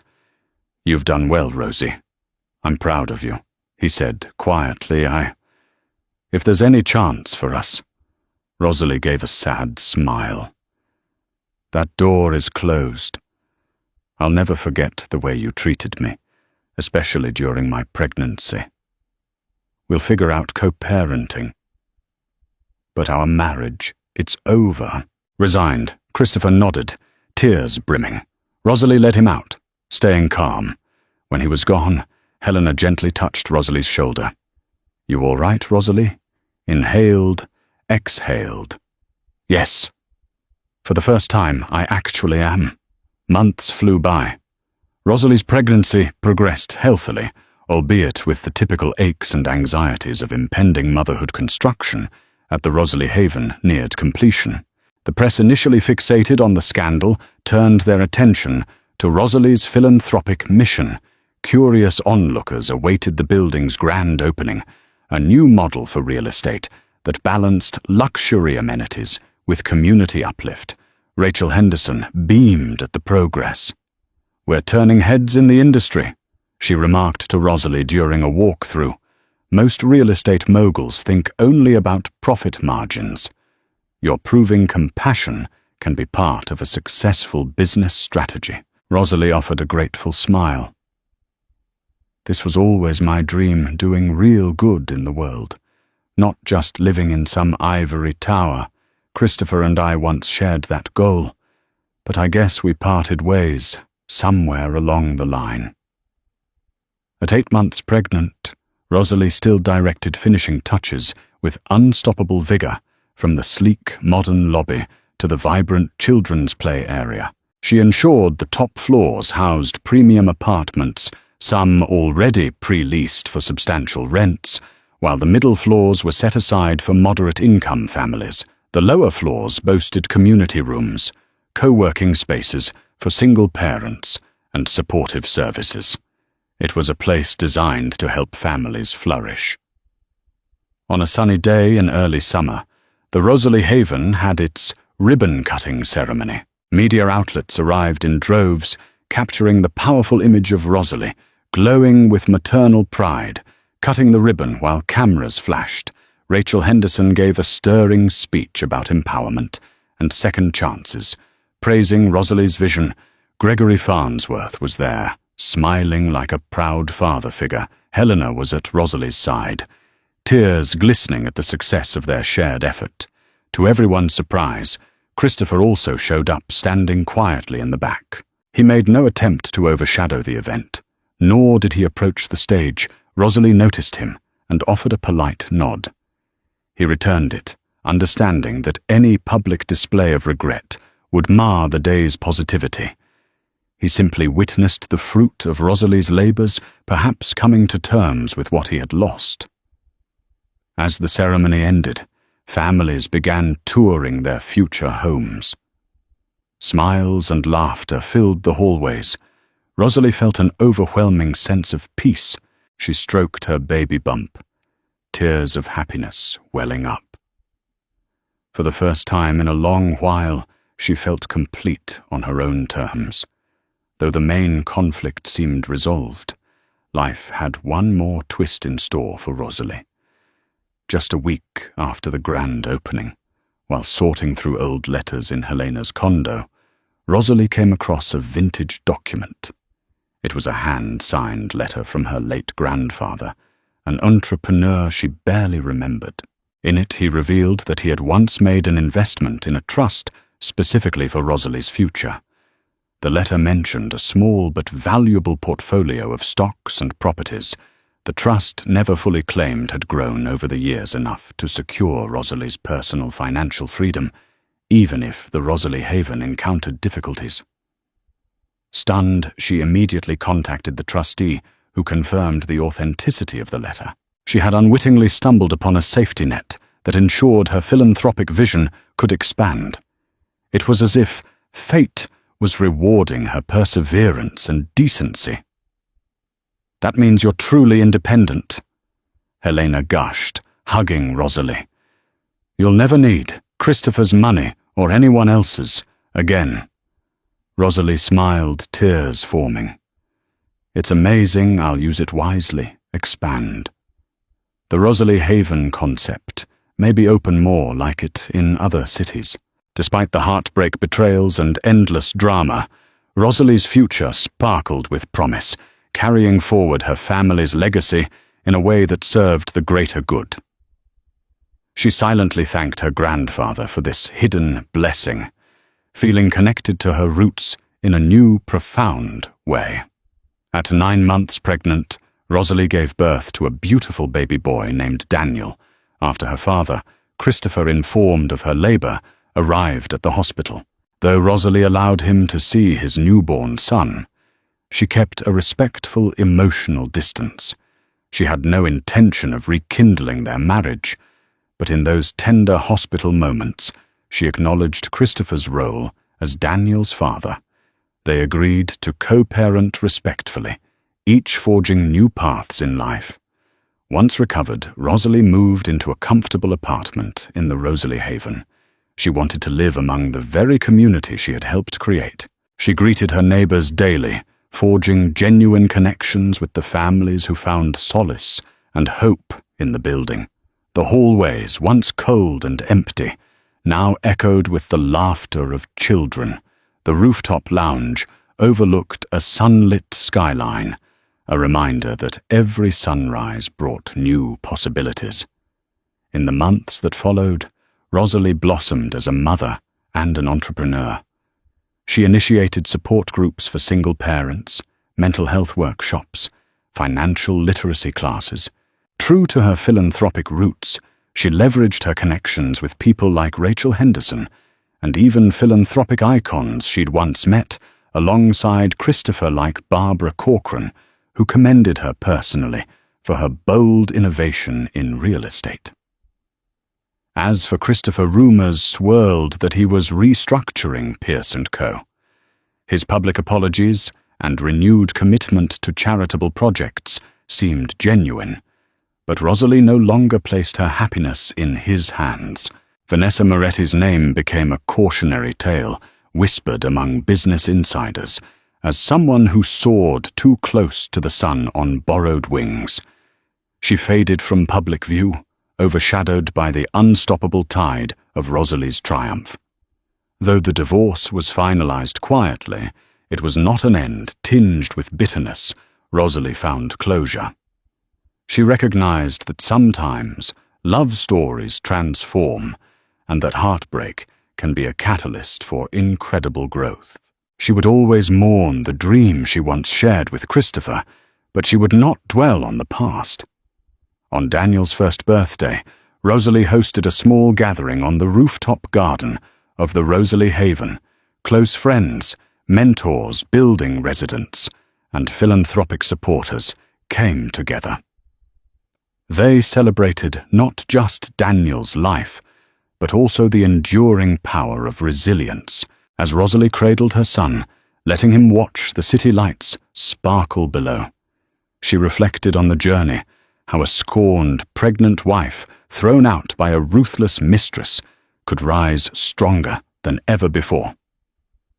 Above all, she understood this truth: wealth and status mean little without compassion and integrity. In forging her future, Rosalie had redefined what it meant to be wealthy, not in terms of money alone, but in community purpose and the unwavering courage to stand tall in the face of adversity. She had taken the heartbreak inflicted upon her, spun it into gold, and bought not just a building but her own destiny. In this incredible tale of heartbreak and triumph, Rosalie Pierce transformed a devastating eviction into a beacon of hope. By marshalling her wits, compassion, and strategic alliances, she outmaneuvered a powerful husband and his ruthless mistress, ultimately buying the very building from which she was cast out. Along the way, she rediscovered her own resilience, forged a path toward independence, and created a nurturing haven for families in need. Rosalie's story reminds us all that betrayal and adversity can be the very catalysts that spark extraordinary change. Hers is a living testimony to courage, vision, and the power of believing in one's dreams, even when the odds seem impossible.